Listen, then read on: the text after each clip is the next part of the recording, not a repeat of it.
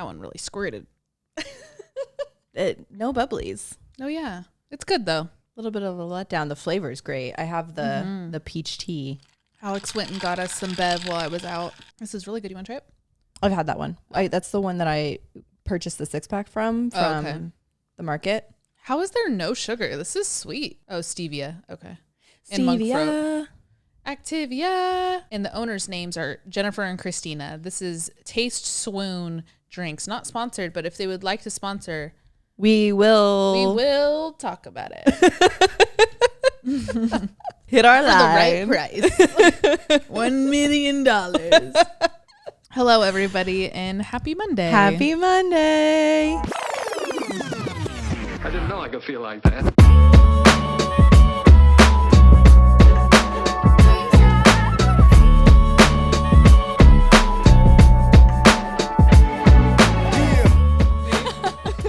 Freshen up a little bit. My hair is wacky. It's super nice out temperature wise, but it's thunderstorming today, so it's mad humid. So humid and just I'm like already sticky. Yeah, I walked out with like the slightest bit of moisture already in my hair from my shower, and then it ran with it. So this is what you're getting today. I'm going to see The Strangers tonight. Oh, I want to see that. You want to come? What time? Like right after our call. What time would we leave? Because I have to edit Patreon real quick. Maybe starts at 8, so we'd probably leave at like 7:30. Okay, I can possibly bang that out. Yeah, I really want to see it. We could also go see, I've been saving If and The Challengers for you, so we can go see either of those as well. Yes, I want to see Strangers, and I will not go see that one alone. Heck no. That's way too scary. I hear it's a lot like the original Strangers, which is one of my favorite scary movies of all times. It's one that I could like rewatch, and it's just as scary every time. I just think about how the actress Liv didn't Tyler know when things were happening. So I don't know if you guys knew that, but if you watch The Strangers, the original one, I wonder if they maybe did it with this one to like. I would go hope. with it. I know it was her decision. Like she asked cool. producers if she could do this. I would need that as an actor too. Like I couldn't fake being that scared. Like she had no idea what was happening. So like when they would open a like a curtain or whatever, and the guy was standing there, like that was a real reaction you got screams. From her. Oh, which genius! Is so cool. Yeah, I'm gonna look at tickets.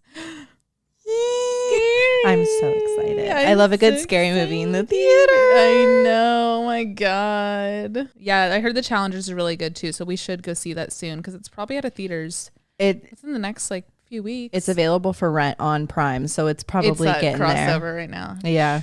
Yeah, it's been out for a minute. I'm just seeing so much good shit about it. Like I don't even understand how it could be that good. Like I don't know. I don't necessarily doubt it, but like tennis. Yeah, right. That's what I'm saying. Tennis, and then like all the trailer is giving me like a threesome. Yeah, it seems like a little like love triangle. Yeah. I saw like a few kind of memes about it on TikTok too, of like two guys making out. So I don't know if it's like a throuple, but then they also have their own like two on two dynamics. But the way that everyone's like, oh my God, it's so good, makes me almost feel like there's gonna be a twist. And I just like, what kind of twist happens in that kind of movie? They get the point in tennis. I was gonna say the goal. What is they make it? What is tennis? A point. A point, right? I think it's a point. Yeah, I don't know. I don't know. Zendaya, though. I don't know a lot about tennis. Tennis is like the one that I don't know. Tennis anything. And like I could hear rugby. It though. I like the sound of tennis. Yeah. Do that again. I'm really it's louder than that.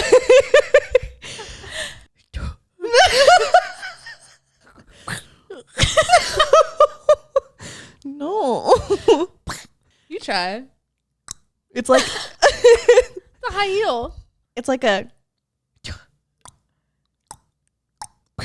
That was good. It's like way too clicky. Deeper. Yes, it's deeper, I hear but it. It's like that. Yeah, tennis balls are nice. That's too airy. I know it's because I'm in a microphone. Let's go say it. It's too airy. It's the same thing. It literally sounded exactly the same. We'll work on it. So something crazy happened in our friendship last night. Fuck, I'm embarrassed again. to talk about it if you don't want to. It's just so crazy. It was so crazy. And I like woke up thinking about it. Oh no, you can tell. I'm just gonna sit right here. Kristen tried to like hide a fart from me.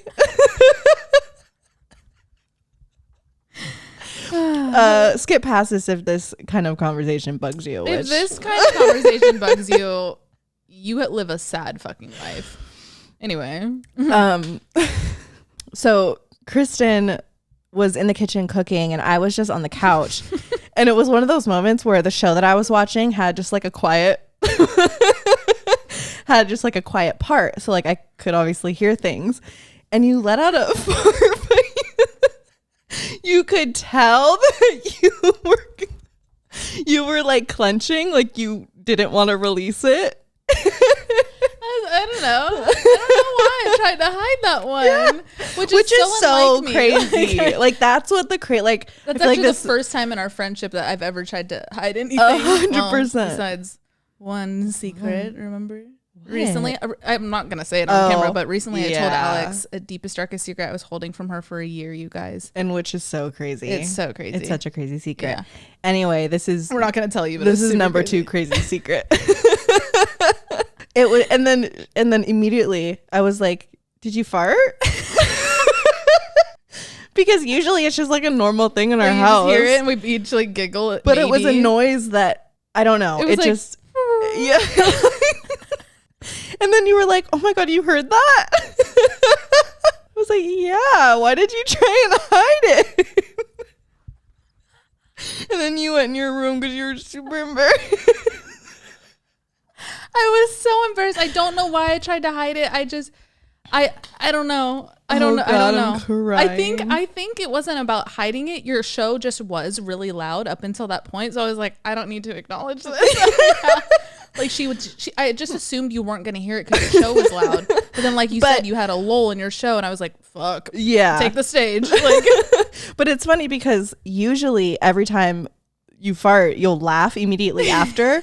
But I knew you tried to hide it because you didn't laugh. It's almost like you acted like it didn't happen. Yeah, I did. Which is so out of the ordinary. This is one of those you had to be there moments for sure. Maybe but you guys didn't get it. It was just so I was dying. And then you kept walking around. I'm super embarrassed. I was so embarrassed after. I was more embarrassed that I tried to hide it than just owning it. And there's the lesson. Mm-hmm. Just own it. Own it. It's not embarrassing unless you're embarrassed. And I was embarrassed, so it was embarrassing. You could say that again. Yeah. I was going to say it again, but never mind. We also finished, or we didn't finish, the second to last episode of Under the Bridge, you guys. Oh, yeah. It really is so fucking good. This show is on Hulu. And it's actually a true story. Really crazy, really fucking sad true story. But the show is just so well done. Mm-hmm. And it really dives into, honestly, the final episode I know is going to dive into the story to depths we haven't seen all past episodes, but each episode really dives into each character. Mm-hmm. And like we get to like know and learn about every single character, which is super rare in a show. Like I feel like this show doesn't really have side characters. Everyone is kind of equally important in the storyline. Yeah super good. If you haven't watched it, go watch it. I got my mom on it and she's like obsessed with it too. So, and it's only 8 episodes. So I love a good watch. Yeah, a good mini series like that. It's fast too. After the first episode, we were like, "Oh, we're done. Hooked, like absolutely hooked," and we've kept up with it each week. So now, you guys, if you haven't seen it, you have the beauty of being able to binge it, and you'll get through it pretty quickly. Oh yeah, it's excellent. We talked about it a little bit on Patreon, so we won't go too crazy. But Undercover Love is another show we are caught up with right now. Reality show, so fucking good. 5 guys, they're all professional soccer players internationally, and they come to LA with same names but alter egos in the sense of their job, and they pretty much date without letting these people know that they're famous in their other countries because they want to find love for the right reasons. It's just such a good reality show. It's casted really well. Like you really like, I was going to say the characters, but it's reality, like the real people. You really like all the personalities they put together. I think it was casted very, very well. Really well. And it's interesting to see when men drop their egos and they can't date leading with their successes and their fame and their money. Like, what do they have left to carry out this dating life and like their relationships? So it's really good. It's super good. And then what else is coming up? Love Island.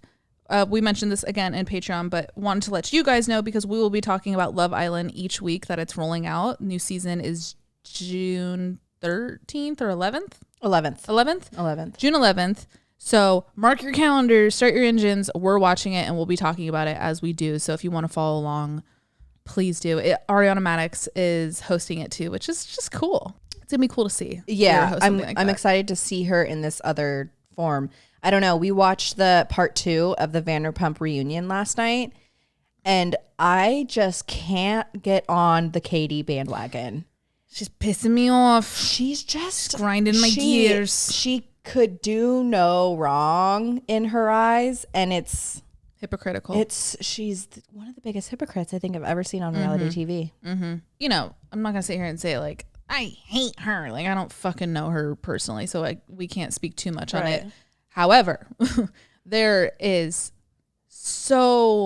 so many people on the internet and in the media and everything that are like so in love with her. And I'm like, how are we not holding this woman accountable? Like, she sits and literally bullies people, like nasty bullies people. But then the second someone else kind of calls her out on her shit, she's like, well, I was hurting. Like, what do you expect? It's like, well, yeah, other people hurt and do and make mistakes too, but the second they do, it's wrong. But the second Katie makes a mistake, it's like we have to give her grace. Yeah. It's just really backwards. It's really backwards. And to watch her, the way that she treated Joe. Oh my God. Like a high school fucking bully. Yes. Joe was literally sitting there bawling about being called a rat. These nasty, a psycho, a meth head, like these really nasty names in public. And she's sitting there obviously devastated and bawling her eyes out on television. And Katie's just sitting there like, well, it's what I thought in the moment. Yeah. Like, and I stand by that. That's crazy. That's my boundary. Yeah. Like she just like uses all these little fucking buzzwords. Like my boundary. That's my gaslight.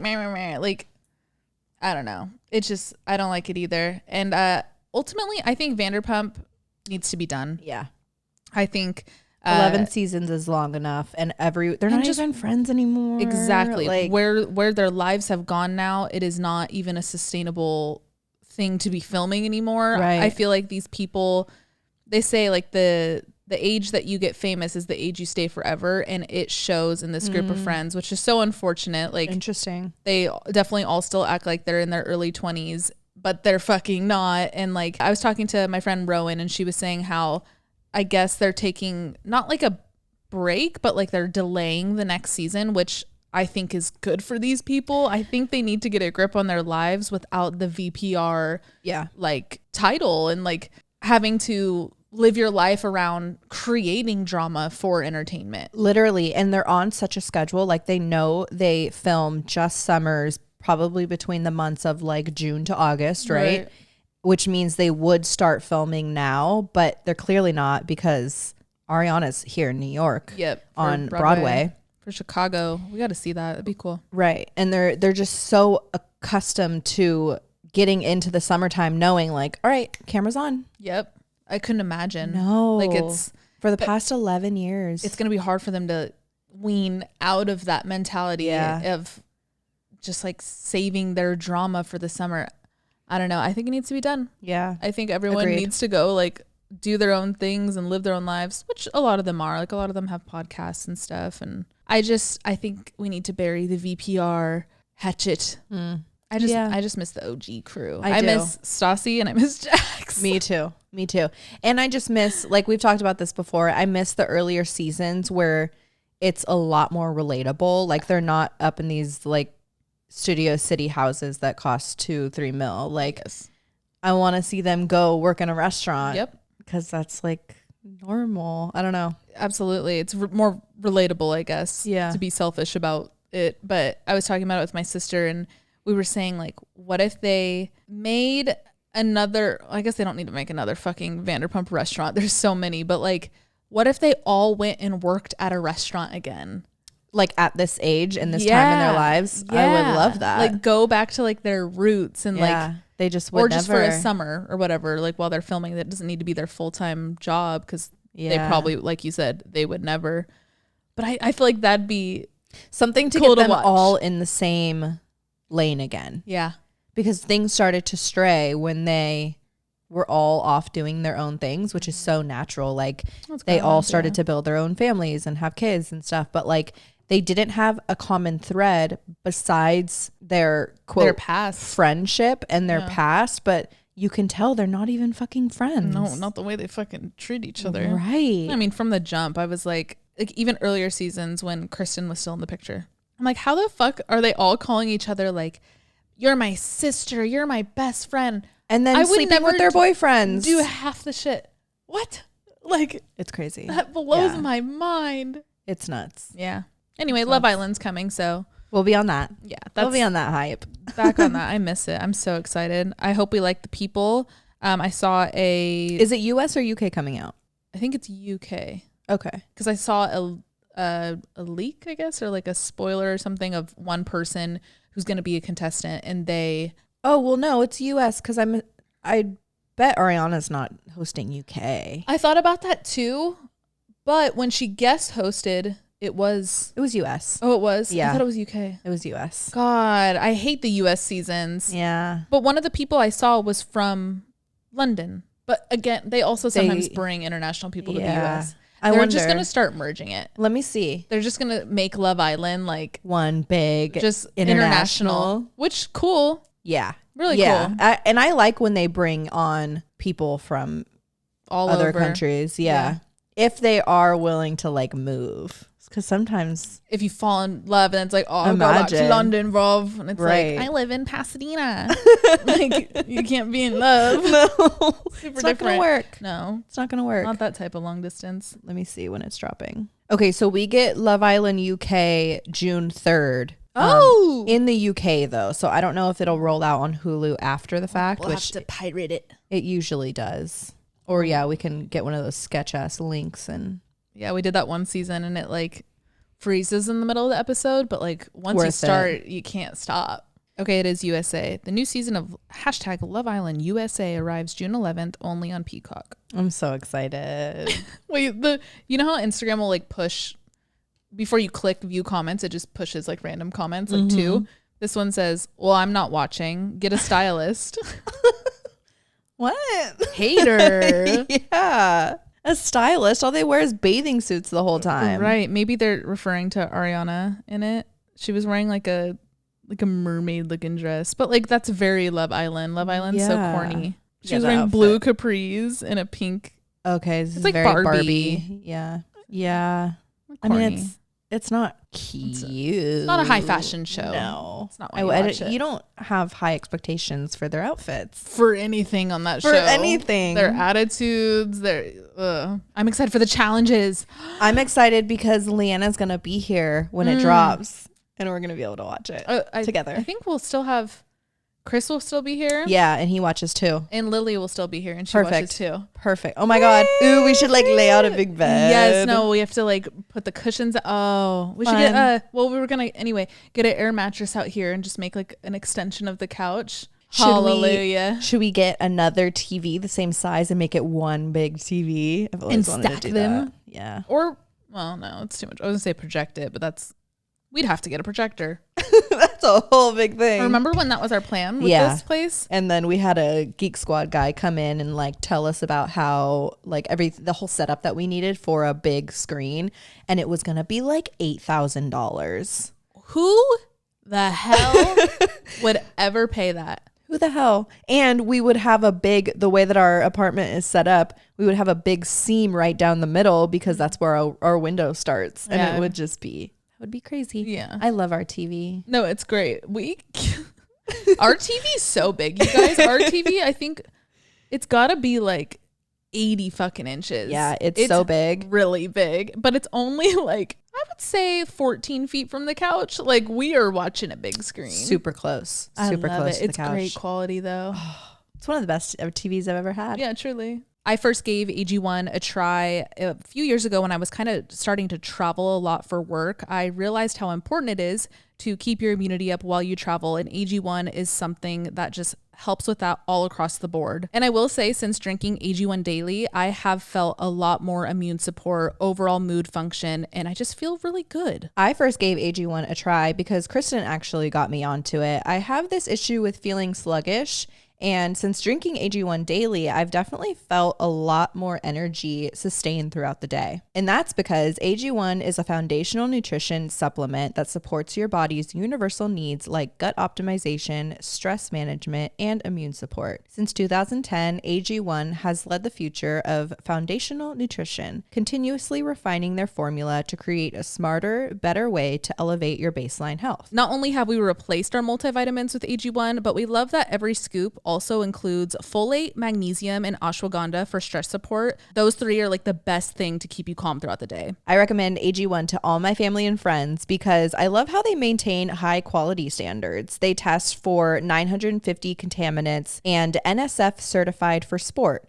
It's also formulated based on the latest science. Yeah, I've even gotten my stepdad drinking AG1, and he always tells me that he really does feel like his body is getting the nutrients it craves. He's one of those people that wake up at like 4:30 a.m. for work, and he says it actually does help sustain his energy throughout the day. I just love how effortless I've been able to implement AG1 into my daily routine. It's just one scoop. I do it in the mornings, and then I'm set for the day. Seriously, guys, if there's one product we had to recommend to elevate your health, it is AG1, and that's why we're so excited to welcome them as a new partner. If you want to take ownership of your health, it starts with AG1. Try AG1 and get a free 1-year supply of vitamin D3K2 and 5 free AG1 travel packs with your first purchase at drinkag1.com/advice. That's drinkag1.com/advice. Check it out. Thanks, AG1. Okay, we are going to hop into today's episode. Thank you to everybody who emailed us. We have quite a bit, and you guys definitely didn't disappoint with these subject lines. If you don't know, the last episode of every month, the last Monday of every month, we do a general advice column where you guys email us at oddvicepodcast@gmail.com, and we read them. Okay, do you want to go first? Sure. Oh my God. I actually like this one. It's in all caps. Hella mommy issues, please help. And then they did the SOS emoji. SOS. Hi, gorgeous girls. Since I know this is going to be a long one, I'll get straight to the point. I'm a 23-year-old female, and for my entire life, I've always felt that my mom hated me or just strongly disliked me, constantly commenting on my looks, saying things like, if you were skinnier, I would let you wear crop tops and shorts, or if you lost weight, I would buy you that thing, and constantly judging me for making up white lies just to keep her from getting mad at me. I'll admit I wasn't the most easiest daughter to raise, but mainly because of my ADHD and dyslexia. But honestly, I just need the straight up truth. For the past 3 years, I've been dating my boyfriend, we'll call E. My mom has been acting really weird more recently regarding E. For example, this one day I was leaving the house and she asked me where I was going, and I told her that me and E had planned a movie date and are going out for dinner. Instead of getting a have fun, sweetie, I love you a lot, I got a dirty look and a side eye. She also always finds ways to push my buttons when it comes to E. For example, she'll say things like, I'm going to tell E to buy me this, or I'm going to tell E to build me that. I never understood those kind of things, considering my dad will literally do anything for her. I recently just had to bite my tongue was when she texted me and told me she showed her young hairdresser multiple pictures of E, and she said that he was really handsome. I'm a jealous person, so upon hearing this, I texted my mom, are you trying to get me to fight her? To which she replied, you should make an appointment with her and bring E with you. She's also a very beautiful young lady. What kind of fucking mother says that to their daughter? At this point, I don't know what to expect from her. Another thing that may be the reason why she dislikes me so much is that my dad is always defending me, and she hates that. God fucking forbid I have a parent on my side that supports me and always shows me that he loves me and tells me that he loves me. I only get an I love you whenever I do something for her, buy something for her, or it's my birthday, and she has to show me some kind of affection. I've always tried to ignore it and try to ignore the nitpicking and pretend it doesn't hurt my feelings, when in reality, it pains me to see people with a beautiful mother and daughter relationship. I'm in therapy and my therapist always tells me to manage my expectations with my mother, which I'm trying my best, but at the end of the day, I just wish you could be my mother. Any advice with how to deal with these things? There's a lot more that I wanted to mention regarding my childhood with her and growing up, but this is already too long. I love you girls more than you will ever know, and I'm constantly rooting for you too. With all my love, Elle. I totally think it's like a jealousy thing with you taking dad's energy and attention. I feel like and getting attention from E. That too. Yeah. Like we kind of get entries like that a lot where it's sadly very obvious that these mothers are jealous of their daughters, but on like a girl level, on just like a girl to girl level, and they like forget that like that's your fucking daughter, like you should want the best for them. I think your therapist is totally right though, managing your expectations with this person. It's not your responsibility to try and change her or try and convince her how to treat you. I think it's time you create some boundaries here. And if that just means like the time you spend around each other, so be it. I don't think you mentioned if you like you live together or not, but even if you do live together, I would even like move around the house differently. Like I would adjust keep your distance. Times I'm coming home, or if you like have schoolwork or anything where you can get out of the house and like go to a cafe.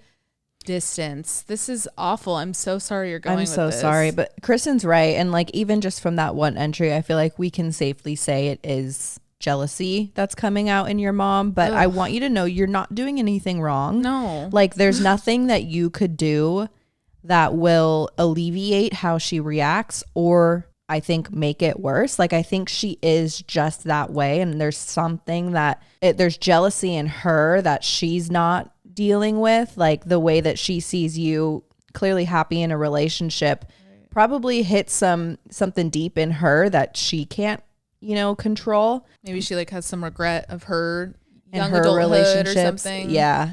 But this you're is not deeper. And it has nothing to do with you, which is kind of weird to say because you're getting like the shit end of the stick. But I don't think you're doing anything wrong, or there's nothing you can do to change it. I'm glad you have your dad as a support system, but I don't know, there's something weird there with E. I know you, if you live with her, obviously you can't avoid her fully, but if you can keep your boyfriend away from her, I 100% would. 100%. Yeah, the hairdresser thing. Yeah, like, you should bring him. Weird. Why would I bring my boyfriend to link up with someone who's clearly attracted to him? Like, and why are you showing? Why are you showing pictures of my boyfriend and like, look how handsome he is? Like, it's different if you're supportive of your daughter in the relationship, but there's something slimy there. There's something a little sly, and I just don't like it. It's not hitting normal with me. I don't know, like some deeper insecurity here on your mom's part where like she's trying to like flex her life to these people, but then doesn't support it to the person who is it like yes, it's just like the facade of it all. I don't know, it's weird. Keep him away. I think it really has nothing to do with you, and it's sadly your mom using the closest vessel to her that she can jab and make feel small, because sadly you see that a lot in parents. Like they use their kids to express and project these icky parts of their individuality because they're the most vulnerable thing. Like parents, especially when we're younger, have all the control over us, relatively speaking. Generally, we look to them for all of our guidance. They literally teach us how to walk and how to eat and how to talk and all that. So they know that we're wrapped around their finger like we should be, but a lot of parents twist it. And then when we start to get our own lives, they're like, wait. Yeah. If this isn't on my terms. It's control. Yeah. That's totally what this is. Yeah. I'm sorry. I'm so sorry. Like I said, I'm glad you have your dad as your support system. Like really lean into that. I'm trying to like keep it cool right now, but I would also like pop the fuck off on my mom. I'd be like, what the fuck is your problem, you weirdo evil witch? Maybe say that if you want. Yeah. It could work. If you want, but No, be the bigger person here, but also like fuck her. Yeah. You don't deserve that. I would go off on my mom. I'd be like, you weirdo. What are you doing? Why are you being weird? Why are you acting like a child? Yeah. Are you jealous? Literally, I would hit her like right back. Yeah. But see, that's my mother wound. SOS. Okay. This title is seems like it would be somewhat on that same note. It's called, this is the next one, by the way. It's called My Future Father-in-Law is Ruining My Relationship. That's like my worst fear. Not liking the parents. Not liking the parents. I've yet to come across that. I've liked all the parents that I've met of lovers. I don't think I could like, I think that would be my deal breaker. I think so, right? I think I need to love your family. Yeah. I don't know. Because it would just weigh on me. Yeah. I'd feel exactly. I would feel like I'm tiptoeing around the whole dynamic and I just can't tiptoe like that. Hi, ladies. I need some advice on how to handle a situation that I'm in. This is a long one. Sorry. My fiance and I got engaged on New Year's Eve, and the very next day, his dad called saying he needed a place to stay. He didn't even get time to enjoy our engagement before he moved in. Damn. To make matters worse, he had just kicked my brother out of my house a few months before this, and I finally felt like I had my home back. Oh, sorry. We had just kicked my brother out of my house. I've been with my fiance for almost 5 years now, so I know this man and I have never liked him. He struggles with alcohol abuse, does not have a job, and I had a very uncomfortable interaction with him a few years ago while he was drunk. I told my fiance his dad could move in for 2 months just to keep him from being homeless, and my fiance promised it would only be the 2 months. We didn't have a spare bedroom because I just converted it into a home office so I could work from home. He sleeps on an air mattress in my home office. Flash forward to over 5 months later, and he is still living with us. He sits around and watches movies and smokes cigarettes all day while my fiance and I go to work and provide a free roof over his head while he does minimal help around the house. I'm talking doing a few dishes or sweeping the floor once a week. He never cooks for us, and instead we have to cook for him after working full-time jobs all day, and he doesn't even say thank you or offer to help with the dishes after dinner. We will get home from work and he says, "So what's for dinner?" That's crazy. That's nuts. My fiance and I are constantly fighting over him, and I am mentally exhausted. I don't feel comfortable in my own home. He is always there because he has no job. My sex life has been affected because who wants to have sex with your father-in-law one room over? I just feel so resentful of my fiance's dad for making us have to support him when he was not a good father to my fiance growing up. My fiance says I'm just being hateful, and even though he wasn't a good dad, it's still his dad, and I need to stop asking him to find other living arrangements for him because he's, quote, working on it. I'm trying to be patient and understanding, but it's so hard when I'm so depressed and uncomfortable from living with someone I'm not comfortable with. Please give me advice on how to change my mindset about this or how to get through this. My heart goes out to you. This is one of those situations that just fucking sucks on all fronts. I don't think you need to change your mindset about this. You are so valid in feeling the way that you do in this scenario. It really hurts me that your fiance is not supportive in how you're feeling about this. Yeah. Because I feel like that's the first stepping stone to finding a solution to this. But since he's so it's my dad there's I hate to even say it, but I feel like there's kind of nothing you can do about the scenario. At the end of the day, it is his dad. And if he is the one who's no, he's staying with us, it's either is it too drastic to say it's either me or him? It kind of seems like that's how boyfriend's making it seem. Have you tried approaching it calmly by being like, "Hey babe, this is our shared space. Mm-hmm. I'm so eager and excited and grateful to start this next chapter with you, considering it is a shared space, 50-50 shared space. I understand what you're saying. I all love to your dad, but I also am uncomfortable with him living here longer than we said he will. Can we please meet in the middle here of at least giving him an exit date that he needs to be out by? Yeah. He cannot live here forever. There has to be some kind of compromise. Right. And it's just not fair that we I say we we're in this situation. You have to just kind of listen to what boyfriend wants because dad's already there. Dad's already moved in. Right. But he can move out. I would hope in a perfect world you can just come to a compromise with that final gotta leave date. Yeah. To the dad. It feels like you almost need to go into this, like Kristen said, calmly, because I think that's the best way to do it. You don't want to come off attacking or anything. And you don't want to come into your relationship when ultimately this has nothing to do with your love, nothing to do with your It's just the circumstance right now. But you need to make it really clear that a solution needs to be like made. You need to have some sort of plan put in place, because you can't just be in this limbo any longer, because it's having an effect clearly on the relationship, on your mental health, on your comfortability in your own home. Like, these are things that they can create bigger issues if neglected. Exactly. Yeah. I would start being like, hey, how's like the job search coming? Like, yeah, I would start with that type of shit. I mean, or like maybe you can somewhat alleviate the stress and be like to your fiance, all right, well, if we're not going to have him be out by a certain date, he needs to start contributing to groceries. Right. He needs to start cooking for himself. And these are little things that maybe you guys can put in place that'll make you feel like he's stepping out. Right. In place of just like kicking him out. Yeah, some kind of progress to get him up on his feet. Because maybe then if he starts feeling like, okay, now I'm buying my own groceries and I'm cooking my own food, like, it's empowering. He'll be motivated to maybe get his own place. I don't know. It just sounds like something needs to be done. Yeah. I would start with that conversation with the boyfriend or the fiance. Congratulations. Yeah. The fiance. And like with how you wrote to us, just a little bit of vulnerability of like your actual concerns here. You don't want it to make the relationship sticky. Like start with that, and maybe it'll help bring down like the defense walls, because he's probably like real mad defense right now because it pops. Yeah.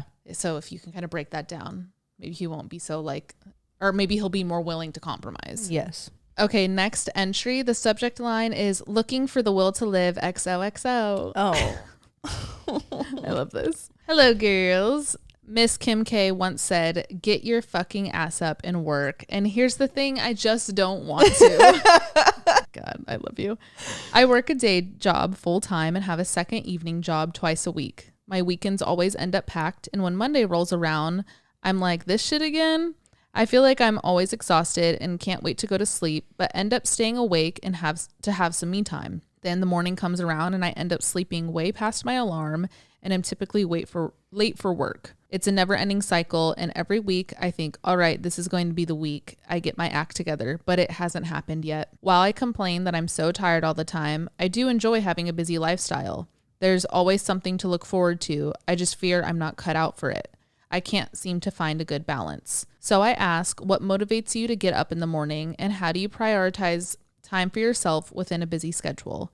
Thanks for all you do, XOXO. I want to ask you, are you enjoying what you do for work? Going to bed late and all that, like your sleep is affected, yes, but at least for me, I find that a lot of my exhaustion can come from like not being happy and fulfilled with what I'm doing that following day. Because if I have something like a fun like shoot planned one day, I'll spring out of bed regardless of how much fucking sleep I got, to be honest, like because I'm excited, I'm energized by like what my day is going to be. Yeah, I don't know. I just thought I'd kind of start there. Like, are you enjoying what your work is? And if no, could you be in a place where maybe you could find a different job that will kind of shake up your routine? Mm-hmm. What you're going through is incredibly common, and I find myself going through phases of that all the time.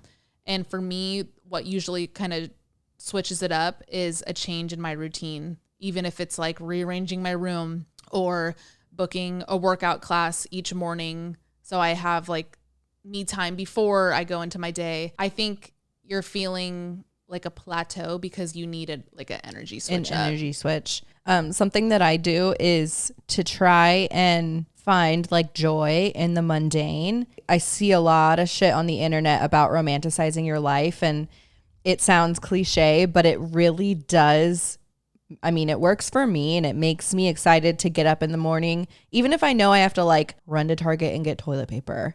It's something, and I think it has to do with breaking your routine. Like, it's something to do in the day that feels like a normal task, but if you turn it into its own thing and like, okay, I'm going to put on a cute outfit for this Target run. Right. And it doesn't mean you have to go to Target and like buy hella shit, but I'm going to walk through the candle aisle and smell every candle and just switch up your normal shit that you usually do and start to romanticize the little bits of life that we've kind of dumped into this bucket of normal things people do, because then it's like in the wasteland, right? You know, you're doing it, but you're thinking 10 steps ahead. Yeah. So, and you're thinking about it differently. Like it's not just something we do on the day to day, but now it's something that'll get me excited to go do. Exactly. I think this all kind of tiptoes around practicing some mindfulness. Mm-hmm. Really, like it definitely takes practice too, but really practicing getting yourself in the moment will make it feel like time's not moving so fast. It'll make it feel like you have more hours in the day. You do have more time than you think, but I get it. Like when you are in these mindsets, it does feel like the days could fly by and you're like, oh, like I just got off work. Like I need to go to bed, but like I want to kick it in my room and like scroll on TikTok or whatever. But if you actually look at the time, like even if that's an hour, like an hour could be a long time to have some alone time to wind down with. I think it's just like remaining present will make that time go slower. Does that make sense? Totally. Because I get like that. If I know I need to go to bed early for something, I'm like, wow, it hits the like day is 4. gone. Right. I'm like, the day's fucking gone. It's like, no, I can mindfully and be present and make some dinner right now and like really be in the moment, and then sit in my bed for the even half hour I have before I might need to go to bed to wake up early the next morning. That half hour could be a long time if you make it a long time. Totally. I think a lot of us just need to slow down. Slow the fuck down. This title, it's called I Hit a Bird While Driving and It's Your Fault. Oh my, sorry. What do we do? Fuck. Oh, were they like listening to us? Probably. Oh my God, I'm shit. so Well, this is our last sorry. episode. I'm so sorry.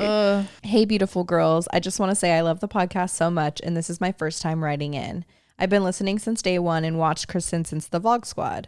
I love seeing her journey into her true self and how beautiful both your hearts are. When I grow up, I want to be like you. For sure. Oh, for sure. For sure. For sure. Anyway, I was driving through rural Alberta. Hi, from Canada, by the way. Hello. As my job requires me to take lots of boring ass drives to the middle of buttfuck nowhere. As I was driving, I was listening to none other than Oddvice podcast, my favorite listening activity, my safe space, and my reality check. It was a Monday submission episode, and you guys were talking about self-love.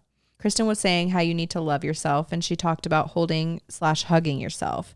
I had cruise control on, so I was like, fuck it. And I did the little holding myself exercise while driving with my knee. And suddenly I burst into tears, very effective. Nice. It works. Then a large crowd of birds swooped onto the road, and I was like mid-hugging myself. And then I absolutely murked one. The rest got away, but that one, let's call him... Oh my God, you said let's call him Rhonda. We're not going to call him Rhonda because that's my mom's name. Yeah, absolutely not. Was dead because of your podcast. JK, I love you guys, and it was just a whoopsie, but I believe the reason I cried while hugging myself is why I need advice today. Trigger warning, this does involve some non-consensual sexual activity. I'm a 20-year-old female as of February 11th. Well, I'm 20 as of February 11th. I've been female since like February 11th, 2004. Anyways, not the point. I live in a small town, so for my birthday, we had a big burn pile, fireworks, and lots of drinking and smoking with all of my favorite people. Fun. Yeah, that sounds so fun. All legal because the drinking age is 18 here. Whoop, whoop. Suck it, USA. Suck it, USA. Suck it. I need a shirt that says that. Suck it, USA. The whole evening was an absolute blast. I bought disposable cameras and everyone was taking pics and just having a day. I also made little goodie bags with candy, joints, lighters, condoms, and amethyst because that's my birthstone. Wow, you're so cool. Yeah, such a gift giving is definitely your love language. Yeah. The whole night was awesome. And then my boyfriend and some of his friends spent the night in a cabin on the property because we were long distance and they wouldn't have been able to make it home after. A little bit of background into my boyfriend's and I's relationship. We met on Tinder in August of 2023 and began dating in September of 2023. He was my first virginity-wise, duh. And we had a very strong relationship with lots of communication and a great sex life, and he was definitely my best friend, or so I thought. After the fire died down and most people had left, we went back to the cabin and the plug showed up and brought some Molly. Yay, my favorite. Me and my boyfriend both took some, but I probably shouldn't have because I was already very intoxicated and I got my dose pretty fucked up. Lesson has been learned. I ended up having a bad roll, lots of puking and crying and feeling bad, but my boyfriend was very supportive and so was my plug, who I've also hooked up with, but that's a different story, LOL. Also, my boyfriend knew I'd been with him before and he was okay with him being there. Anyway, after this brutal trip, I went to bed. Me and my boyfriend were in bed, and I was like right on the verge of falling asleep when I felt him starting to touch up on me. I turned over to him and mentioned that I'm really not in the mood, and he said that's totally okay. And I gave him a kiss, and we went back to sleep. Then I woke up later and his finger was in me. I was still very drunk, but not blacked out. I kind of just laid there to make sure I was gathering the situation correctly, and he continued doing stuff. Fingering, fucking, etc. I figured maybe he thought I was awake, so I, quote, woke up and turned over to him. We were in a spooning position and put my head on his chest. When I woke up, he was very quick to pretend nothing had happened. I laid my arm across him and asked him, why are you so hard? Just to give him another chance, for God knows what reason, to confess. And he said, I don't know why, that's weird. And then I was like, really? And he said, yeah.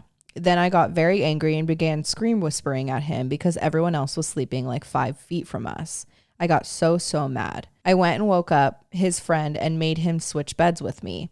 In the morning, I woke up and my boyfriend was back in the other bed with me. He kept apologizing and saying he thought I was awake, and I said regardless if I was awake or not, I had already said I wasn't in the mood. And he had lied to me about it the first time I asked, which proves he knew he was doing something wrong. He has a lot of sexual trauma and other trauma. In the morning, he told me a bunch of stuff that had happened when he was younger that he hadn't told me before. I'm not gonna lie, I felt so bad and I thought maybe his actions were justified, but I now realize it was just a last-minute manipulation tactic. I've come to learn that if anyone tries to tell you something or give you something when you're on the verge of cutting them out, it's probably manipulation. Yep. 100%. I told him I couldn't be with him anymore because I can't trust him, but maybe if he got help and fixed all this shit, maybe we could have a future together. When I got home, my new 20-year-old brain, 8 hours old at this point, did some thinking about what I had told him, and I was like, what the fuck? I cannot get back together with this man. The thing is, I still have deep feelings for him. He was just so messed up in the head. My big sister told me I was so strong for breaking up with him and that a lot of people would not have done that after the guilt trip and trauma dump. 3 weeks from writing that first part. Oh, okay. So we have an update. Okay. Update. I do not have deep feelings for this dude at all. I am enthralled in deep hatred, LOL. After the breakup, he asked when we should exchange stuff back, and I said we can meet up at some point. Then he said it's going to have to be in a little while, and I was like, why? What's up? And he said he was in a mental institution, and I was like, you did the eye emojis. Oh, okay. Looking back, I think him telling me that was also manipulation. Yes, 100%. It was. But anyway, as he was in the ward, I was thinking, and I decided I did not want to see him at all, like ever. This 20-year-old brain be working. I was just so angry and pissed, and I felt like yelling at him would probably not be good for his mental journey at this point. I was still on good terms with a lot of his friends. I didn't tell any of his friends why we broke up, even though I was pissed. I didn't want him to lose his entire support staff after something so traumatic. But he had one female friend, let's call her Ari. I asked Ari if she would like to come exchange the stuff so I could avoid seeing him. And she was like, of course, girly, I love you. I'll come. She's a motherfucking G. I felt sort of guilty and generally uncomfortable with Ari not knowing what happened. She spends a lot of time with him and it just felt weird.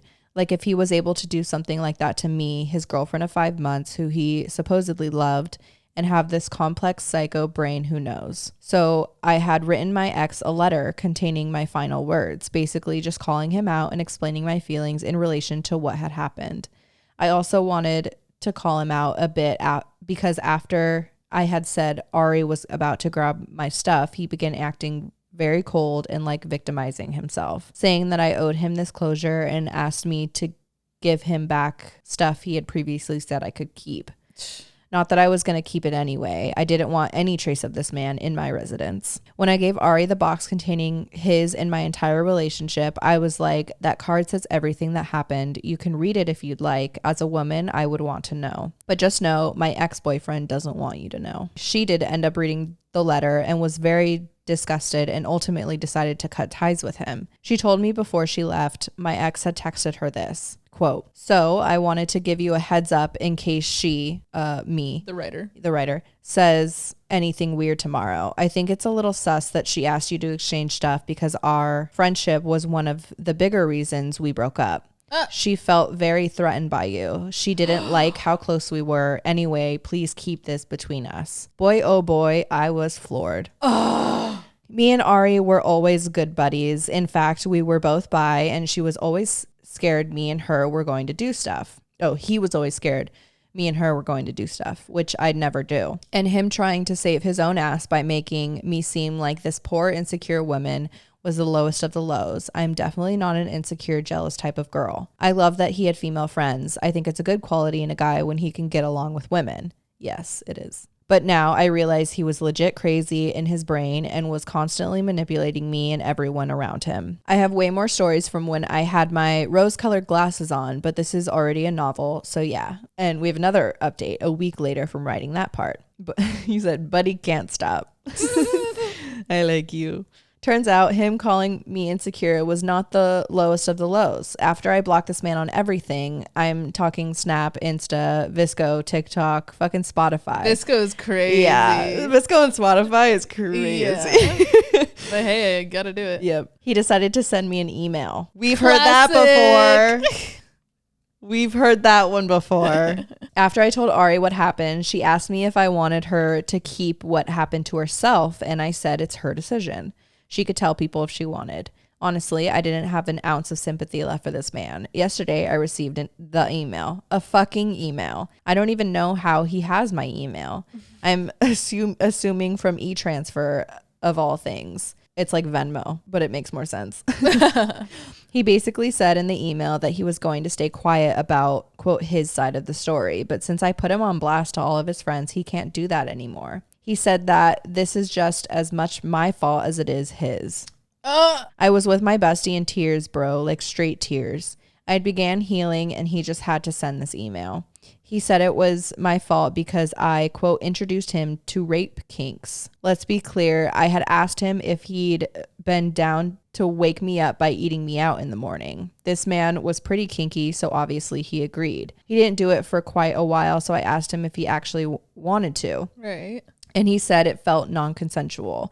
And I was like, that is a fair point. You don't have to do anything you're uncomfortable with. But I explained how if we were like fucking like bunnies all weekend and I was in my follicular phase and just feeling good, I wouldn't have an issue with it. And I said, like, this is my consent. And he was happy with that answer. Now, in this email, he stated that he was just, quote, helping me explore my kinks. He said that this is what I wanted. This guy is fucking nuts.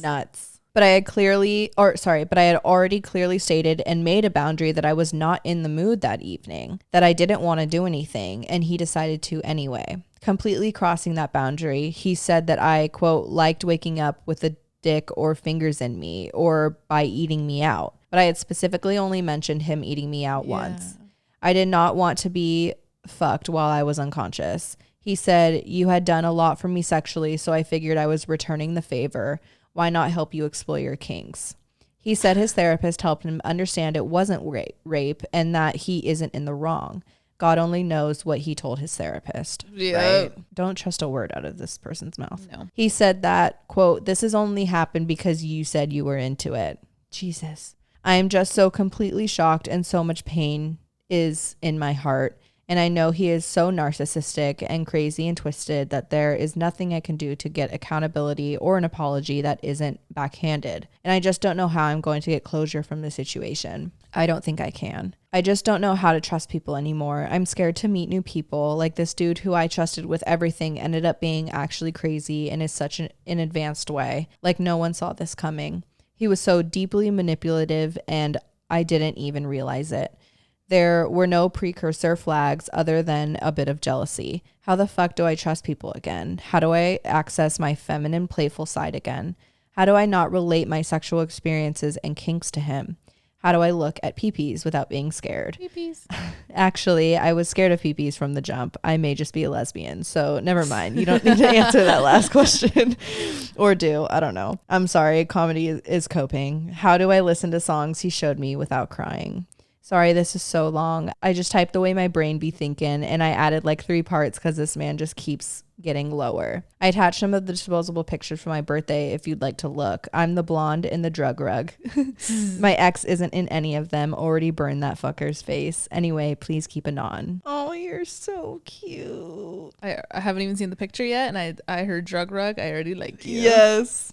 That last one isn't loaded. Oh my God. I love you. Oh, you're such a vibe. You're such a vibe. You're such a vibe. Oh, these pictures are really cute. So cute. Your sister is 1000% right that you should be so proud of yourself for breaking it off after this one and only offense needed. Yes. Because it is true. A lot of people would have fallen for the manipulation tactic, the guilt trip after. You just need to continue to trust yourself because you have such a good head on your shoulders. Yes. You are so you're so clear in this scenario. Yep. And the way that I don't feel like that was too long. Like you wrote it so matter of factly and with your full heart in it. And I could just feel your emotions and where you're at right now, but I just know full heartedly that you're going to be okay. And absolutely 100%. But like Kristen said, like keep doing what you're doing because I think all of the pieces are going to fall into place for you as far as like trusting other people. I think you will naturally separate yourself from the situation enough to know that this was a him thing. This doesn't have anything to do with you, like, or anybody else you meet in the future. Right. And that was his manipulation tactic. Like he was trying, and he even said it, and he said it multiple times. He was trying to put the blame on you. You wanted this. You asked me for this. That's fucking crazy. That's so nuts. But that's exactly it. It was just a manipulation tactic, and it was wrong. And you know that as you're going through this healing process, you will start to separate him from this whole, you know what is that making sense? Yes. Like what we talked about this past episode. Yeah. Last Monday episode. Yeah. It's not about you. This is, he needs grave help. This is all him. So conveniently telling you about his traumas the next day after you were like about to call him on his shit. Like, if anything, it's so calculated, like it goes without saying, right? But if anything, this has taught you how to catch those type of flags. Yep. And how to not fall for them next time type thing. Like that's something I feel like I got from my situation too. Cause when you don't see it coming, I get it. It's kind of this, you lose trust in like your ability to pick up on something when you couldn't pick up on it, but it still happened to you. Yeah.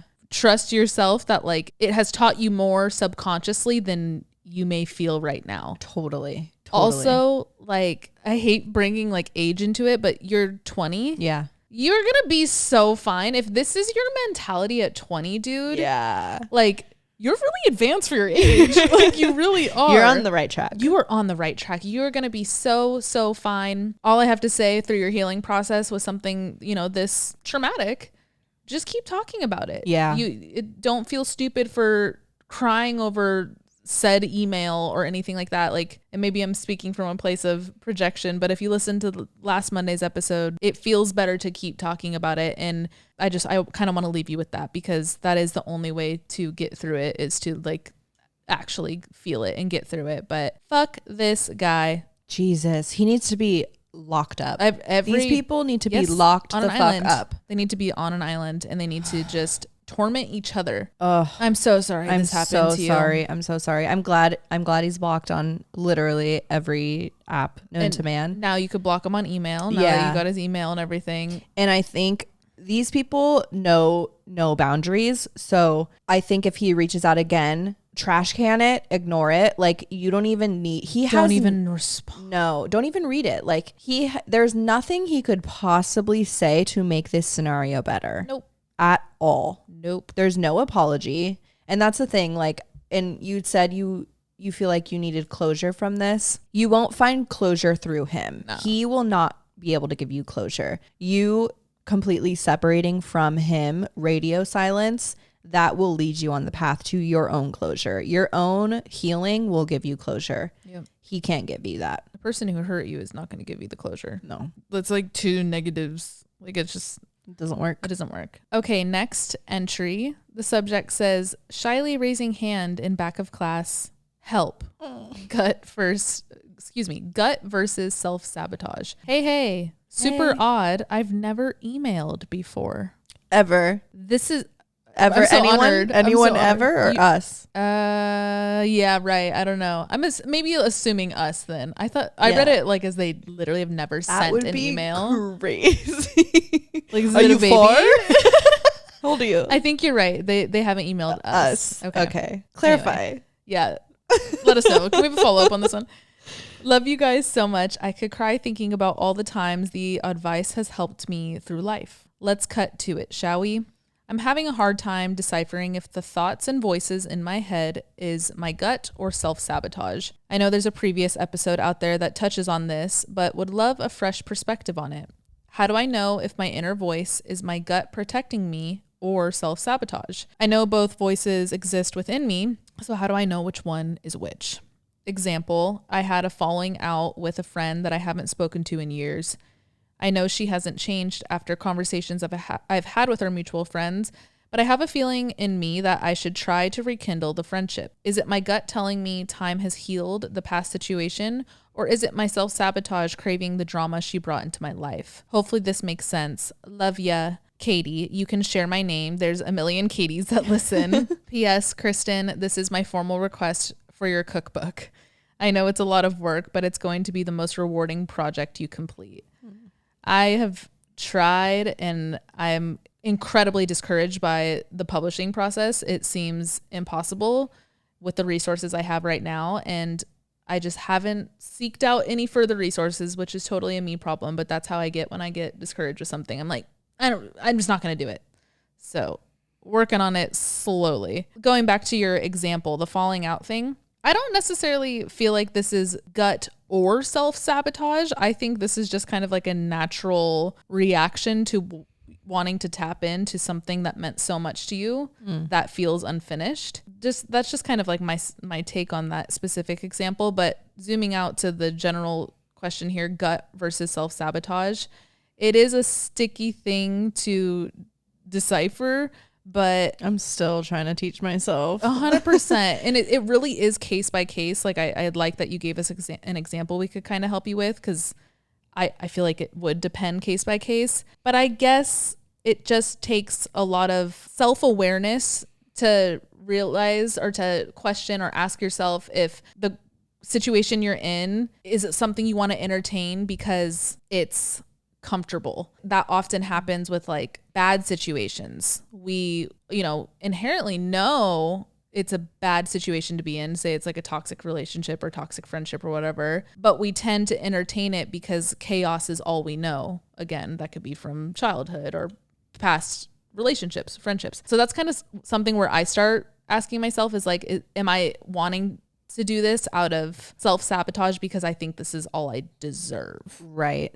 Does it feel like cycle oriented? Exactly. That's what I'm trying to say. Yeah, that's a good point. And then like we have always said, the gut thing, any gut download will not bring you anxiety. Mm-hmm. That's where I kind of stick with gauging what my gut is saying or not saying, and it's never burned me. Is this thing making me like overthink the scenario, right, like tense am I up, doing the right thing, and like there's no like calm. Yes, the gut feeling is only calmness. Yes. And I feel like self-sabotage is pure chaos. So that if you kind of lean into that, like the whole anxiety thing, like how is it making you feel in your natural state? Yep. Is this something, like Kristen said, is it like cycle driven, or do you actually have a very calm, knowing, 100% knowing, nothing's 100%, but like a full knowing, with like 100% of your being, knowing that this situation might not be right for you. Yeah. It's a very like grounding feeling. Yes. And you know it. And use, maybe while you're listening to this, like think about the last time you felt grounded in a decision like that. Right. And let that be kind of your baseline to always tap back to. Does it feel like that one time? Yes. I knew not to get on that train that ended up crashing. Like, that's kind of crazy, but like, that's like the ultimate, that's the final boss of gut feeling. Right. I know. Every time I like, I'm like accidentally late for something because I like missed that train. I'm like, there's a reason. Totally. Like, and there probably is. There probably is. Yeah. For me, it starts in my body. Yeah. So I ask myself, I physically will feel like, what does this thought or this question I'm asking inside my head, how is it making my body feel? Mm-hmm. And that's also very telling. And it kind of goes with like that tense, like I literally vibrating, like not like shaking, like hand shaking, like adrenaline, but like I'll feel like a buzz throughout my body. Like a high vibration. Like, you know, when if it's like not good. Yeah, totally. It just takes practice. But like you have the answer to kind of know the difference of those two. But I think it's your self-doubt that's making you think you don't know the answer. Yeah. And leading you to write into us. But like you all have the answer to know the difference. Just think of like your track record where it's proven you right. Mm-hmm. And focusing on that. Okay. This next one is called, was he trying to fuck me or make me his emotional support animal? I just clicked on that one too. I love that subject line. Yeah, that's crazy. And you notice the font's different? Yeah. Like they picked it. I love when people pick a fonts for their emails. I never think to change my... font. I just like switch it up sometimes. I'm always just like whatever Google, like Times New Roman or something, or Arial or whatever. Yeah, something like that. But you can pick one. You do like cursive or something. Comic Sans. Dear Kristen and Alex, first off, huge fan of both of you ladies, and for a cool minute now too. So proud of you both and everything you guys are doing. Okay, now that that's taken care of, and let's start my sad ass story. I'm a female, age 27, but when I was talking to this fool, I was 25. We'll name him Troy. I met him, Troy, at work. I'm a customer relations manager for a retail store, and at the time, he worked security within our store. Troy was tall, quiet, and kind of shy, trifecta. And I'm very friendly and love talking to people and meeting new people. I had been in my role for a few months before I started noticing that he would wander around my department a lot. A little disclaimer on me, I haven't been in a relationship since I was 19. I am perfectly content being by myself, and honestly, I am kind of selfish with my time, so I prefer to be single, and it's worked for me. So when this fool started lingering more, I didn't think too much into it until someone on my team mentioned it to me. Okay, hear me out. You know how once someone puts an idea into your head, it kind of sticks? Oh, yeah. And then you start to see it too? Well, that's what happened. I started noticing it more and started to think he was kind of cute. I am a pretty straightforward person, so if I'm down, you'll know. And if I'm not down, you'll definitely know. So I shot my shot through a coworker, of course. Here's where it got tricky. He can't date anyone who works there due to conflict of interest with his job, and I'm a manager, so it's all also bad on my part. But nonetheless, we started talking. And when I say talking, you guys, I mean every night on the phone, 6 to 7 hours a night. Damn. Whoa. He started sending me money so I could get myself coffee. His reason was, since I can't take you out for coffee, at least it'll be on me. That's cute. That's so cute. That's cute. Now in hindsight, I just see laziness here, and feel free to correct me if I'm wrong. He could have easily taken me out outside of work and no one would have known. I'm not trying to get myself or anyone else fired, so trust me when I say that I wasn't telling anyone. This went on for 3 to 4 months. He would also have these moments where he would just ignore me at work, which makes me laugh now, but back then it would make me so sad. Fast forward a few more months and my birthday happens. I turn 26. This guy ignores me all day. No calls, no texts, nothing, you guys. I go about my day and had plans to go to dinner and drink with some friends that night anyway, so I'm not tripping. But now it's 8 p.m. and still nothing. Now I'm pissed, lol. So I text him and ask him what's up, and he says, I'm letting you enjoy your birthday, and I'm just sad that I can't be there. Bullshit. Just, you could at least send like a balloon emoji. I'm sad. Let it be known that he was invited. Oh. So I'm done. Men are so fucking trash. Stupid. So now I'm crying outside of the bar on my birthday. I keep asking him what he wants out of this, and he keeps giving me the runaround of, I really enjoy talking to you and all the happiness you bring into my life. I tell him I want more, and he says he can't, so we agree to stop talking. Fast forward 2 weeks, and this fool is stopping by my office and dropping off snacks. Are you okay? Mm-hmm. Oh, the clock fell. Oh no, everything's falling. Quick pause, guys, sorry. Fast forward 2 weeks and this fool is stopping by my office and dropping off snacks, texting me when he's on his lunch to see if I want him to pick me up something. Hear me out. Who doesn't want the person they like to do shit like this for them? So I write it out. We go back to flirting and talking on the phone every night. Fast forward a few more months and he gets promoted to a different job/location. So in my little brain, I'm doing a happy dance because we can finally make this work. Wrong. The same night that his promotion was announced, I'm heading to meet up with my 2 girlfriends for dinner, and he texts me. He sent me a giant message of how much he appreciates me and likes having me in his life and all this other shit. Mind you, I'm reading this as I'm walking into the restaurant to meet up with my girlies. At that point, I'm like, F it. I'm just going to call this man when I'm done with this dinner and ask him out myself. Tell me why when I sit down at the table, the first thing my girlfriend, Allie, tells me is how her and Troy were on the phone for 3 hours last night. Apparently offered to take her to coffee. Did I mention? Jesus. Okay. So convenient. Right. Fuck. Did I mention that the other friend I was at dinner with happens to be his old boss? Girls, I couldn't even tell them that I've been talking to this man for almost 9 months now because I didn't want to get him fired. So I just quickly pull out my phone and respond to his text with, "So you're hitting on Allie now?" You're so quick. I love it. Ugh. To which he starts to blow up my phone and starts calling me. I silence my phone and continue eating my nachos. He starts to blow up Allie, asking her why she's telling people things like this. Listen, I'm a huge for girl code. Trust me when I say that if this was any other girl, I would have told her that he ain't worth it. But Allie is gay, lol. Not a lot of people know, and Troy definitely didn't know. She was going to let him down gently the next time they spoke. It's been 9 months since that dinner, and I haven't spoken to this man since. He tried to reach out a few times, to which I ignored him, but I was listening to your podcast the other day, and Kristen goes, "Bitch, it's been 9 months. Get over it." Oh, when you were talking about your scenario. Yeah. And I swear, you guys, I thought she was calling me out. I think he caused a lot more damage than I'm willing to admit. The damage this shit does on your self-esteem and self-worth is crazy. Yeah. And it won't even matter how much you love yourself. LOL. That's my tale, and I'll let you guys decide. Was he trying to fuck me or make me his emotional support animal? Love you both immensely and pray for all your success. It was just the fun little chase. Yep. It was a thrill of it for him. Yep. He loved the fact that you guys couldn't talk about it. Everyone loves a little secrecy. Yep. He loved the fact that all he had to do was tempt you with, "All right, do you want me to pick you up lunch? Do you want me to send you $5 for coffee?" Like, he did bare fucking minimum. Yeah. Bare minimum. But you're right. Like, these are things that we want in a partner. It's the little things and it's the bare minimum of things. But when people kind of give you these breadcrumbs of things that you want to see in a partner, you think, oh, this is just the start of it. Like, he's going to start doing this. Now we can have the conversation. Maybe we can be official. Maybe we can actually start dating and like take this out into the real world.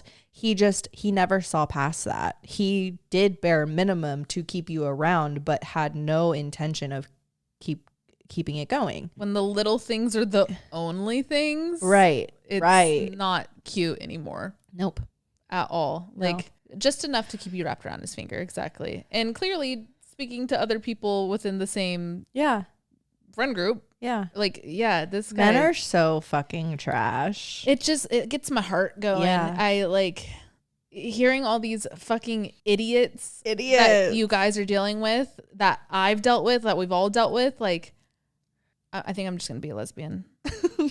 I'm so ew. Like, they have no fucking brains, man. Like, none. Who fucking, you know who this reminds me of? Who? You know. Who would do shit like this? Who did do shit like this? Absolutely. I know who you're talking about now because you just told me on camera. Remember when he sent you Mendocino Farms? Yeah. I dated a guy. Important day. Yeah, it was a big day. Really fucking big day. Really big day. And he like could have been there for you. Yeah, the way he like supported me was by sending me lunch. Anyway, I had a similar birthday thing. He didn't say happy birthday to me. So the Queen of England died on my birthday. And he said happy birthday to me by saying, he texted me and goes, "Damn, she couldn't wait a day." And I was like, is this your way of saying happy birthday to me? Acknowledging my birthday? Yeah. Not even saying happy birthday. Weirdo. Yeah. Fucking suck. Ew. Ew. It's just, I don't want to talk about it anymore. I'm glad you're out of it. I'm glad you cut it off when you did. And you're right. This shit is, it takes a hit to your self-esteem. It does more damage than we give it credit for. Like, then you like subconscious damage too. Yeah. Like, I'm even dealing with that too. Like, I didn't realize the subconscious hit to my self-esteem. Yeah. That like such a easy breakup. And by easy, I mean knowing it was fucking done. Like, even when you know you don't want to be with that person, it still hits you. where you don't see it, where the sun don't shine. And sometimes I hate Kristen. I hate even saying this because it can be really fucking discouraging. But when things hit you, like when you feel like you've gone through the healing process, and then a year and a half later, something hits you, and you're like, oh, it's because of that. Yeah. And those things will kind of always come up. Yeah.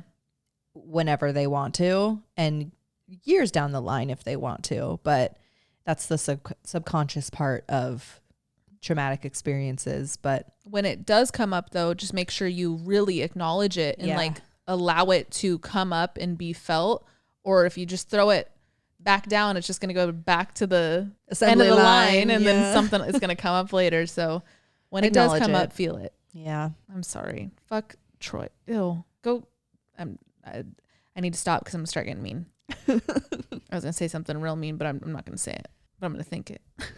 Okay, this is going to be the last entry because we both really love the subject line. It says, living with the wicked bitch of the Midwest. And then you did the witch emoji. Hello, lovelies. I hope this email finds you in a wonderful and beautiful place. Aww. I've been listening since the beginning when Kristen had pink hair for the first time.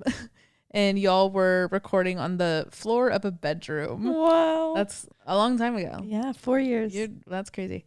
It's been so inspiring and fulfilling to see y'all grow to where you are now. Congratulations on it all. I look up to you in so many ways. Oh, thank you. Thank you.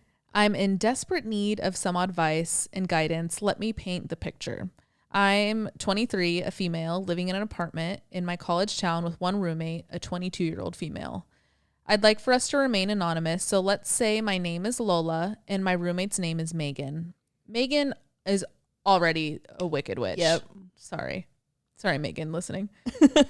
I graduated with my bachelor's in 2023, but I'm currently continuing my education to earn my master's. None of my friends in my graduating class were sticking around town, so I had to find a new person to room with for the next 2 years. I hit up Megan because I was in a group project with her and got her a job at the place where I worked, and had always had good experiences with her. She's funny, has cool style, a sense of humor, and seemed chill and kind. I knew she wasn't graduating, so she would be the perfect person to ask. She didn't have anything lined up, so we found a place and signed a lease together. August 2023, we moved into our apartment. Everything was great in the beginning. Her family was all very kind while moving her in, and we had fun decorating and coordinating things for our apartment.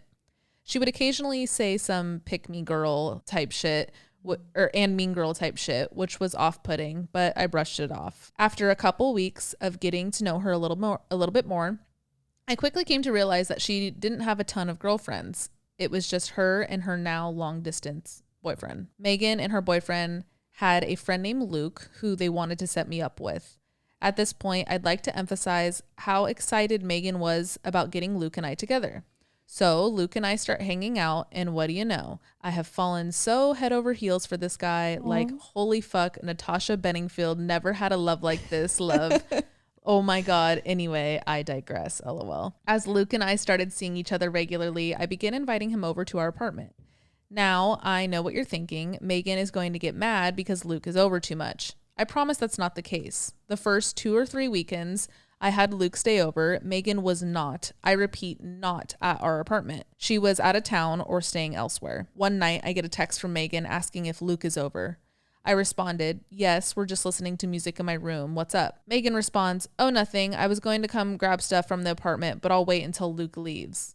Girl, what the fuck? All of a sudden, she started acting like he was a stranger in our house. Then Luke gets a text from Megan saying, can you not be at my apartment so much? Oh my God. Sorry, that's what a crazy thing to send. Like, you could have said that so many other ways.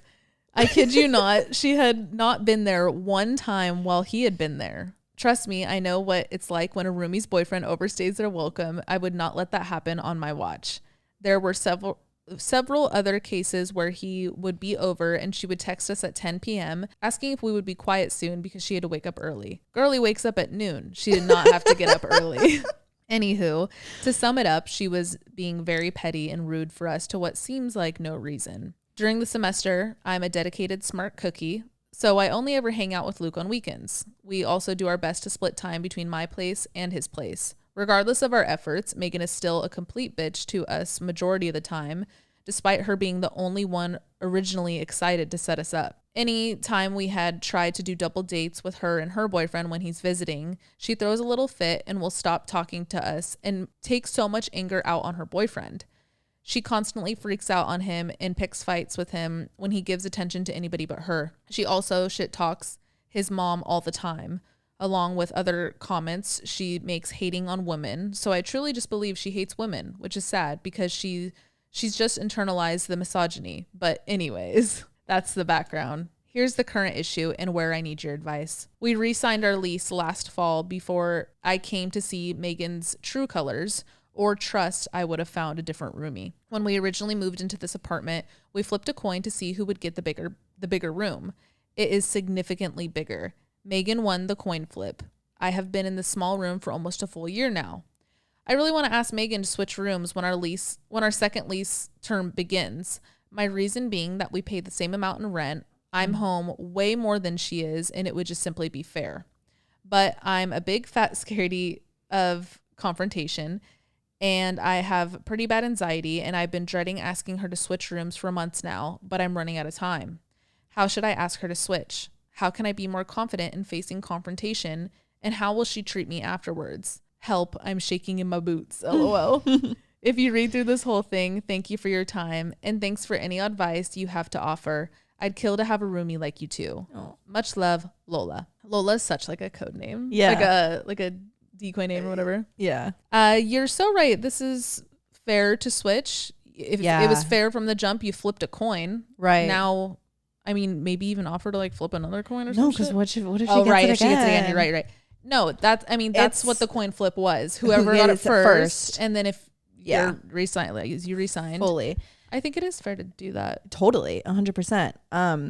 As far as bringing it up, you just gotta fucking do it, dude. I know, like, I know it's not easy, but what if you like slyly threw it into a bigger conversation? You were like, all right, the lease is coming up. Let's get our ducks in a row. Also, I mean, say it like it's no big deal. Right, exactly. Like it was already known fact, which it is. Like on paper, it's fair. It's totally fair. Be like, all right, lease is coming up. Let's figure out like when we want to sign that and renew that. And then do you want to like pick a date where we swap rooms for this next lease and then kind of throw the ball in her court? Yeah. I think approaching it, because in your head right now, it does feel like this really scary anticipated conversation. Yeah. But if you bring it up so nonchalant, I think you'll feel more like chill to talk about it. Yeah. And then she'll kind of like I said, the ball will be in her court. Yeah. Absolutely. So the Luke thing's weird. She set you guys up. I think she's jealous. But then why did you fucking set them up? She probably just didn't think this far. Yeah. She didn't think this far ahead. I think there's a little bit of a jealousy, especially hearing that she's like lashing out on her boyfriend. It just feels very like attack. Yeah. She's probably going through some shit in her own head. Yeah. That she's clearly not willing to like work through or talk about. Admit even. Yeah. Or even admit. But yeah. I'm sensing some jealousy. Yeah. Yeah. And like you have him over when she's not even there and like. Yeah. And she can't be in the same room as him. Like, okay, I'll come over when he leaves. Like, no, this is your house. Yeah, I don't know, man. That one you kind of just have to brush off. Like, you're not doing anything wrong. Yeah, but I think maybe what if you asked her, like, if this happens again, if she makes a fuss about him being there, can you ask, like, is there something specific that I don't know about why you don't like him being here? And then give her like the platform to explain herself. And if it is one of those like she brushes it off like, oh, nothing, like I don't know, he's here too much, it's on her. Then that's on her. If she's not going to speak up about what's going on, like it is not your responsibility to tiptoe around. Nope. Keep on keeping on. Yeah. Sounds do like your thing. You and Luke are in love. Right. And you're getting your what degree? Masters. Yeah. Like, that's so cool. Go you. Yeah. Just stay in your own lane right now. You're not doing anything wrong. I will say though, next lease, leave. Yeah. If you can. Like, leave. That's shitty. I'm sorry. But a year will fly by. Mm-hmm. Get out of the house when you can. I hope the room switching goes well, but like just head down for the next year. It'll go by quick. Yeah. You don't need to be best friends with her. You just need to coexist for the next year, and then off you go. Roommate shit's hard. Yeah, it really is. So that's super icky. Yeah, I feel like there's a in between. Like people say, like either like never live with your friends, but the contrary to that, I'm like, I also don't want to live with a stranger where I don't have a fucking track record. You know how many entries we get of people talking like, I met them and they were so great in the beginning. Of course they were. Yeah. And then just like how great your toxic ex was in the beginning too. Right. That's what makes it so scary to get get an apartment with someone that you kind of like an acquaintance. Mm-hmm. That's even scarier. I want to know a little more about you. Yeah. I need to know some depth there. Yeah. Even some darkness. Yeah. Like I would hang out with them at least a few times, have like a few like nights out with them before I even asked to be roommates with them. See what they're like when they're tired, when they're like just sad, or because that could tell a lot. You gotta tell a lot for a person. Interview them. Yeah, I guess. I mean, yeah, you do. Totally. Good luck. Good luck. Good luck, Charlie. Sorry. I'm happy for you and Luke, though. Yeah, absolutely. Lola and Luke. Lola and Luke. I wonder what their real names are. Actually, I have your real name. Can I see it? I'm not gonna say it. Obviously, imagine I just like so rude. That's a good name. Yeah, it's a good name. That's a like author. Yes, I was gonna no, not an author, but a character in a book. Yeah, absolutely. Maybe that's what I was thinking. Yeah, but very like fiction. Yeah, cool last name. Psych. I'm kidding. It's cool on you. But like you get why we made that joke, right? You get it. Anyway, it's our inside joke with Lola. You guys wouldn't get it. You guys wouldn't get it. I'm gonna pee my pants. These teas, that's the thing. Whenever we pour Bev before these episodes, by the end we're both like, okay, like we really gotta go potty now because we didn't take a bathroom break in the middle of this one. We need to take a body break. Yeah, pee-pee break. All right, guys. Thanks everyone who wrote in. I love doing these. As you guys know, next Monday, if we didn't read your guys' entries this time around, just send it again so it's at the top of our inbox as we get closer to that next last Monday episode. And hopefully we'll get to it then. Next last Monday. Yeah, next last Monday. You're not wrong. It just sounds like really hard to figure out. Yeah. Remember First Fridays in Oakland? Oh, so I think about fun. those a lot. Me too. I think they still are going. I think so too. Yeah. And doesn't Brooklyn have something like that? I don't know. I don't know if it's like literally First Friday, but there's something like once a month, same day. It's like a little fair thing during street fair. Street fair-ish. Fair sounds like Ferris wheel. Yeah. And cotton candy, and it's not that. It's like not that. Tents. What am I thinking? Booths. Booths. All right, guys, we're going to go. We love you. If you guys are watching on YouTube, then subscribe and turn on post notifications so you know when we post, and leave comments and stuff. And if you're listening on Apple Podcasts or Spotify, rate us and review us. Mm-hmm. Leave little reviews. We love to go read them. Yeah. Be nice. Please. But leave little reviews. Like, let us know what you think. And if there's any topics you guys want to hear more of, or any new topics we haven't touched on, also leave those in the reviews or on YouTube in the comments. That's just like the best way we can kind of keep up with you guys, and love to hear your feedback. All right, guys, have a good rest of your week, and we'll talk to you next week. Don't hit a bird. Don't hit a bird. Oh my God, I forgot about that. Rhonda. No, I know. I hate that. It shouldn't be that name. Love you guys. Bye.